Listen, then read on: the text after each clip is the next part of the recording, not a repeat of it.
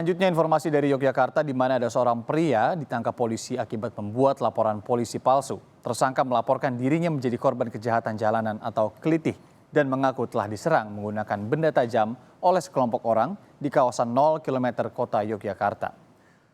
Aksi kelitih atau kejahatan jalanan yang menimpa seorang pria di kawasan 0 km kota Yogyakarta viral di media sosial pada 27 Mei lalu.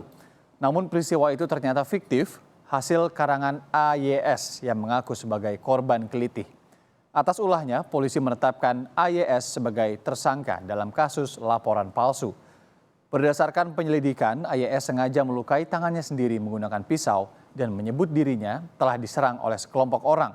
Hingga kini, polisi masih menyelidiki motif tersangka mengarang cerita fiktif yang viral di media sosial.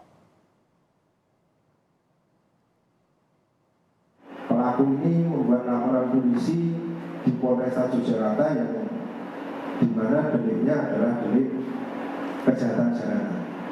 Setelah dilakukan penyelidikan dan penyidikan terkait dengan laporan si pelaku ini, kemudian ternyata ditemukan fakta persesuaian antara alat bukti dan barang bukti yang kita temukan. Ternyata laporan itu